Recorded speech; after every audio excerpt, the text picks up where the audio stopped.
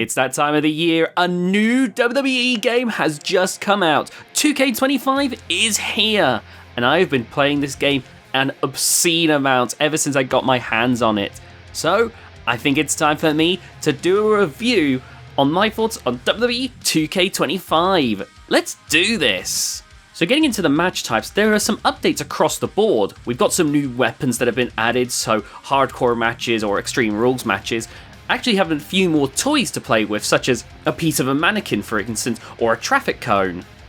The backstage brawl has been expanded, so there's now more options on top of the regular zone that you can now wrestle throughout the WWE archives, which is fun in of itself. There's stuff you can throw an opponent into which destroys on impact, lots of high surfaces that you can dive from. It's probably my new favourite place to do a backstage brawl in, but you can also brawl in the NXT parking lot, which is fun in its own right. It's the most wide open, expansive area, which does make it a little bit more sparse in all the different things you can do in it, but I think having that wide open environment is good, especially as now there are 8-person backstage brawls. You kind of sometimes need that space, realistically. Special guest referee matches now also can cover a much wider variety of matches. I'm glad to see them updating stuff like that. But there's also the inclusion of 2 new matches. The Underground match, where they remove the ropes and you can only win by submission or knockout, which may not be the greatest match of all time, but I do appreciate the changing gameplay. Having no ropes and having the win condition that it does changes things enough that this is actually quite a nice little distraction every so often. And then there's the Bloodline Rules match, which is absolutely ridiculously insane. If you pick the Bloodline Rules match, it's a one-on-one match, but one of your paybacks gets overwritten by a special payback where you can summon someone to come and help you. So if you're playing as, say, Roman Reigns, for instance, you could summon members of the Bloodline. But if your wrestler doesn't actually exist in a faction and typically wrestles on their own, you'll just get like a random wrestler coming down to help you. For instance, I had the Street Profits come and help me. Honestly, it's probably a little bit too crazy a match stipulation. I can't see myself using it all too often. At the same time though, I could see it being a fun thing to pull out on occasion with friends, so I don't dislike it either. They've also added intergender wrestling into the games, which again expands what you can do in WWE 2K25 by quite a substantial amount. People have been asking for this feature to return for years and have finally been allowed to do so. I'm pretty sure the women can even bleed now. They're no longer vampires, which is great. I feel like it's really been unfair that the women's wrestlers have been just exempt from certain parts of the WWE games just because of some weird, I guess, policy or something that would restrict them. Like, now that the women can get involved in all the stipulations that the men can, it makes the game so much better just from that alone. It's such a simple addition that adds so much. This year's showcase mode looks at the gigantic Anoa'i family, or the Bloodline in this case, and apart from one notable flaw, which I will be getting into, I actually really like this showcase mode. Not only was it great to wrestle as a huge variety of wrestlers. You know, you got to wrestle as Solo Sikoa, Umaga, Yokozuna, the Head Shrinkers, High Chief Peter Maivia, and so much more. The matches were incredibly short. I remember in the 2K24 review, I mentioned that you really shouldn't do it in one sitting. And while I still wouldn't recommend doing this in one sitting, it's a lot easier to do so, because the matches are a lot quicker. You only have a few objectives to do this time around, and before the game, gets you on to the next match. And the fun thing about this is, in some of the matches, you're just copying history. Oh, this person won this match, you can, win it again. Or it could be changing history, like having Umaga maintain that undefeated streak against John Cena. And that just added more wrinkles that allowed me to just absolutely adore this showcase mode. There's only, 2 problems with showcase mode.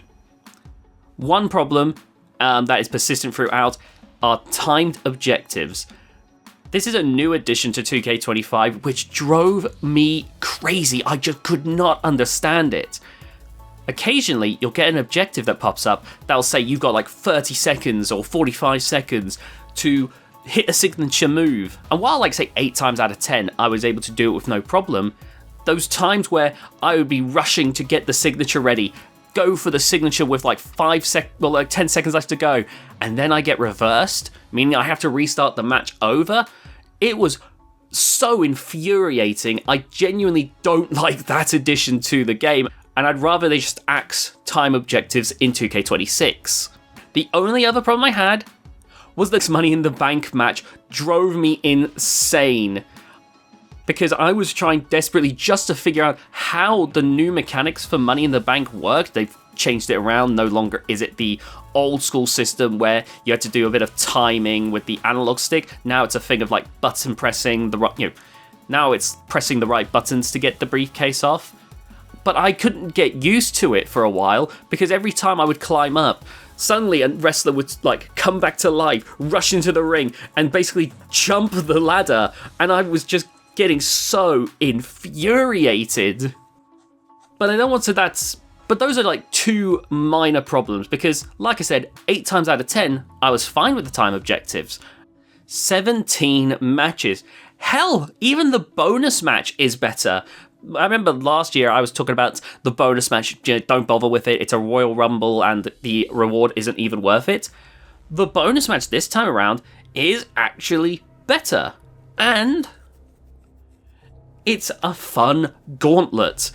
Playing as I decided to play as High Chief Peter Maivia, and just watching as Peter Maivia was decimating all these different wrestlers. Umaga would come down and I would destroy them, and then The Rock came down and I was like, sorry grandson, boom! It was exhilarating. Genuinely an incredible choice of a bonus match in my opinion. So overall, the showcase mode was pretty excellent.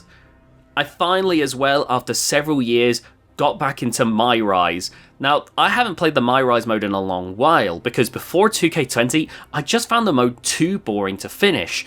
And then when 2K20s came around, I found it so insulting that I just gave up on the game mode for a while. It never had anything that made me need to play it, so I just didn't bother. But I finally went and gave it a proper go. And my goodness, it is so vastly improved, it's insane. In My Rise mode, you're a wrestler that's just been freshly signed to WWE. All the hype of you being the #1 draft pick quickly gets overshadowed by the invasion of a new group, Mutiny, full of NXT wrestlers who are sick and tired of some of the complaints that have been leveled at NXT for years now, of them being summoned to the main roster just to get overshadowed. And as you're trying desperately to fight off from NXT's takeover, I see what you did there, WWE, you're confiding in CM Punk, who's, who's trying to help you along. Or so you think. You end up summoning another wrestler that you create, and it looks like you've got a united front helping you to take on the opposition. Then it turns out CM Punk was a double agent, the real leader of NXT Mutiny. You start looking for help elsewhere. In my case, I got Drew McIntyre and Jade Cargill, who were absolutely a blast to play with, and you fight in a bid to try and see who will get control of WWE. Will it be WWE maintaining control, or will NXT Mutiny take over? Just as you think you've done it, you're betrayed by the other wrestler you created. Honestly, I don't typically like when the wrestling games take away a win or loss from me. Usually I find it's ridiculous when I'm dominating a fight and then suddenly the game rips away control and is like, actually, you lose. But in this case, it works so well because it's how actual wrestling would work, where even if you're dominating, if someone betrays you and sticks the knife in your back, then yeah, that makes sense that you would lose then.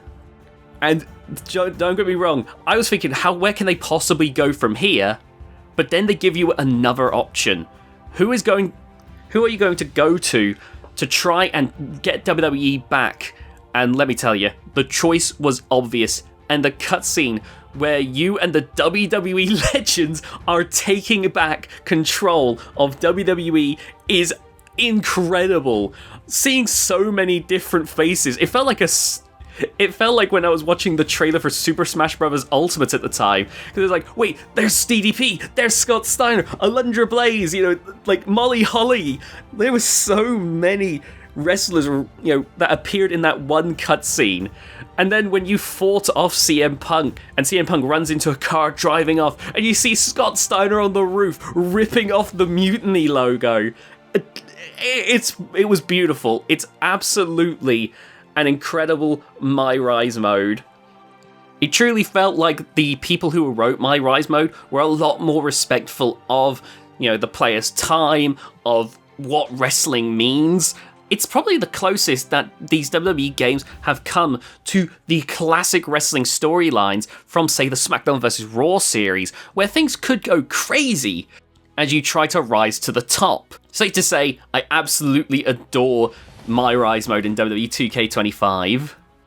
Then there's The Island, and I'm going to be honest, I'm not as crazy about this one.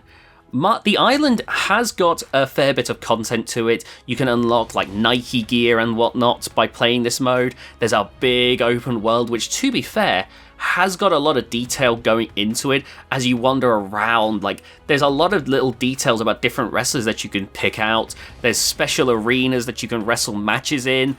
All of it is very impressive from that aspect, but the actual story aspect of it is something I'm just not interested in. I think I was turned off when I noticed that everything was in that visual novel style where, you just get a 2D portrait of a wrestler followed by like lines of dialogue just being like shown to you, and I just didn't find it all that engaging, to be honest with you.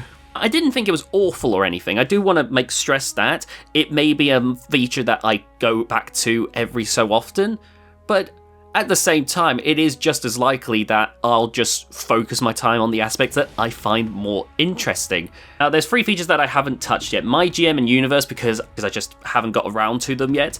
But I don't think there's a whole lot that I would be able to say regarding those anyway. I'm sure there's been updates, don't get me wrong, but I don't think there's anything that's going to make me go, whoa, My GM mode, wow! And then there's My Faction mode, which I've sworn to myself I am not touching My Faction mode. It's stupid.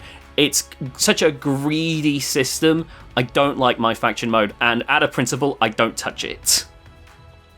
The create modes, as always, are absolutely stupendous. I'm going to show a few wrestlers that are made so far on the game, but I'm going to be using this a lot more, is all I can say. It's still very early days, but I am absolutely having a blast creating wrestlers in this game. Plus, as always, there are some new additions. There's new body types to work with in the game, which allows me to have a greater variety of tools to work with when just trying to create a look for my wrestlers, which is always massively, massively appreciated.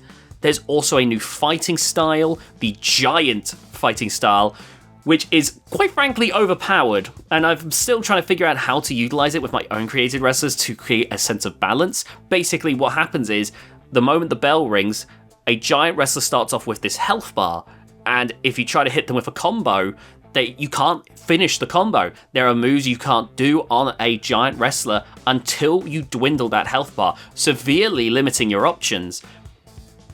But once you've taken away that health bar, things go to normal and they become just a regular opponent. Which, even though it is OP for absolutely certain, I do think it's really cool.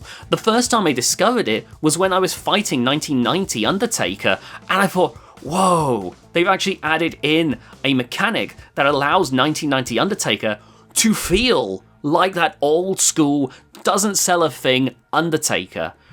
So, balancing aside, I love that addition. It really does add more complexity. Resiliency is a great overpowered mechanic for like later in a match, for someone to kick out when, it looked like all was over. And this looks like a great, currently overpowered mechanic for the beginning of a matchup. On top of that, there's 2 new paybacks that have been added. Paparazzi, which I haven't used yet myself, but seems to be basically the paparazzi method that was used back in the day when Yokozuna beat Hulk Hogan, where a cameraman comes up and basically just distracts your opponents. Maybe the camera explodes or something like that, I'm not sure. But that's that's a pretty cool mechanic, just to get someone to get a distraction in. And which would be excellent for cheating wrestlers to use.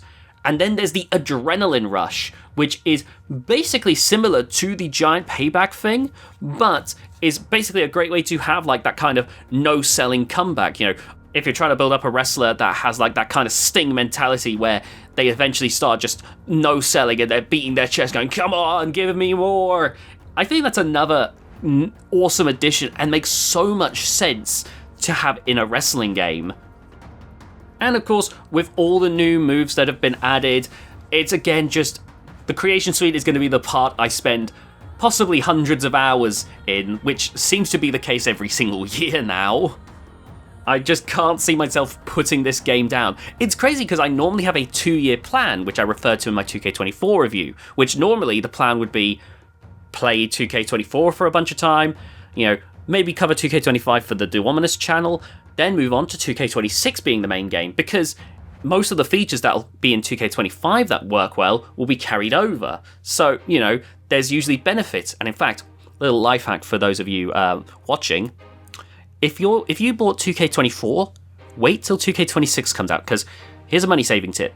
Right now, they've been doing a thing for the past year or so, where when they release a new game, and you buy it on, say, console, you won't get just, say, 2K26 on Xbox Series and Xbox One, you'll also get 2K25 on Xbox Series and Xbox One, assuming they still do this next year. So if you want to, save some money and get more games for more bang for your buck, might be something to consider. I'm just saying. Now, speaking of the Xbox One version, I have heard that, unfortunately, the line has been drawn in the sand. Previous gen consoles cannot communicate with the modern gen ones. I haven't really looked too deeply into this claim, so maybe it's not true, but I'm not going to be surprised if it is the case. But I did wonder what differences the game had aside from that. So here's some footage I recorded of the Xbox One version, here's the Xbox Series version, just to give a comparison, really, of the two games running side by side. Honestly, my hope there is, while I do think it's sad that, the previous gen is getting left in the dust now, my hope is that this means that 2K, with 2K26 and onwards, will really get to take advantage of the advancements of current gen and future hardware by really getting to lean in. Maybe we'll get to see, finally, more than 8 wrestlers. Maybe we'll finally get to see more than 100 creator wrestlers. Who knows? Speaking of, there is a few changes as well that I do need to discuss. Menus have been tweaked about a bunch. If you go into exhibition mode to pick a match type, you'll notice that instead of listing them by how many wrestlers there are, it is now organized by match type, which does make more sense. Hairstyles and creator wrestler are now organized roughly by length or volume or something like that, which again makes sense. One change that I didn't like is that it used to be when you were picking to create a wrestler, you could actually see how many empty slots you had left. You can't do that anymore. Heaven knows why, but now you cannot see how many slots you've got left. That is very strange. But overall, with that all being said, would I recommend WWE 2K25? Honestly, I would 100% recommend it. This has been a blast of a game to play through. If you're a person who enjoys the main gameplay of the WWE games, and you've been enjoying the likes of 2K24, 2K23, any of the recent ones, this one's a blast. The updates, the new match types, that's great. If you wanted My Rise to be improved, I think it's been improved by leaps and bounds. Showcase mode feels a lot better in my opinion and less of a slog. The island, while not amazing, might be a great way for a lot of people who are looking to find more content to sink their time into. You've got My GM mode, Universe mode, My Faction mode, I guess.